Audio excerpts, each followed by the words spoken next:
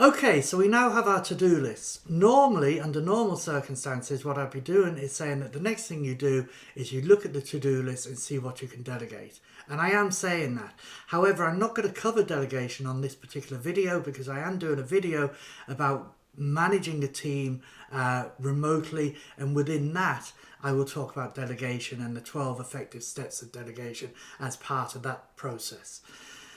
So where are we going to now? Well, the next thing now is we have this to-do list, and the next thing we have to do is we have to prioritize the tasks within that.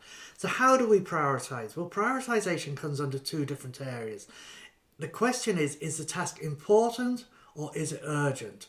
Or is it both? Because you see, if you look at the quadrant that I'm going to show now, really there are four key areas for prioritization. And that is, are the tasks important and urgent? Are the tasks important and less urgent? Are the tasks urgent but less important? Or are the tasks not urgent and not important? And depending on where these tasks go in the quadrant will determine the prioritization of each of the tasks on your to-do list. If you remember in the last video I spoke about Pareto's principle, and Pareto's principle being 80% of the things you do will give you 20% of the results, and 20% of the things you do will give you 80% of the results. So what we've got to do when we're working from home is make sure we're working on the most important tasks. So even if we only get two things done off our to-do list, but they are the two most important things, then really we should be saying, okay, we've done okay, rather than doing 10 other things on the to-do list that really weren't that important. So prioritization is really, really important. So how do we prioritize? What should we be thinking, and what is the difference between important and urgent? Well, something that's urgent is something that has a looming deadline. And by a looming deadline, what I mean is something where the deadline is coming up very, very soon. So let's say today is the 2nd of April, and the 2nd of April at 10 o'clock in the morning, and I have to get this task done by 4 o'clock this afternoon. Then it has a looming deadline. But if the task doesn't have to be done until 4 o'clock on the 5th of May, today it doesn't have a looming deadline. So it's not urgent, but it may be important.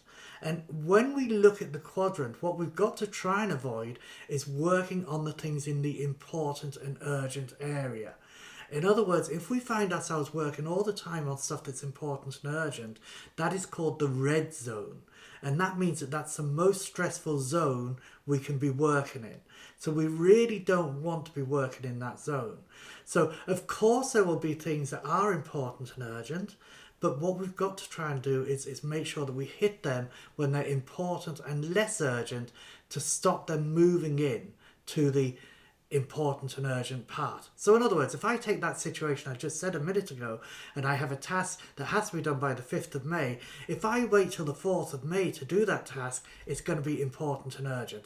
If I can look at that task now and somehow start to get it done, even if I break it down into small pieces and do small pieces of it, I'm going to be in a far better position, because I'm avoiding the important and urgent red zone then by having the task done way before the deadline. So what we've got to get good at doing is look at the important and less urgent tasks. So I said what an urgent task is, but what makes a task important?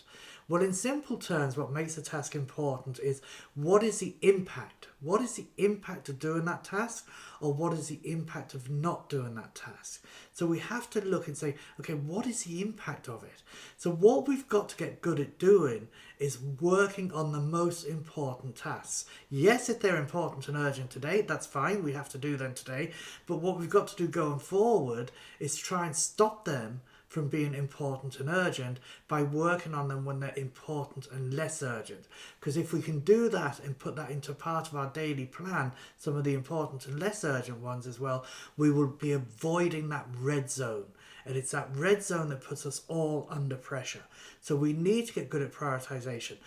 Again, to recap, prioritization, is it urgent? In other words, is it a situation where it has a looming deadline? Or is it important? Or is it both? Something that's important is, what is the impact? And we should really be working on the key things with the biggest impact. What are the best payoffs for you today that need to get done? because it really is important. I am going to just put a video together as an extra video in a few minutes that people can watch if they wish, and it's talking about something that somebody said to me that may help to explain this a little bit better for you. So anyway, the key thing is we need to prioritise important versus urgent, and what are the key things we need to be doing to avoid the red zone.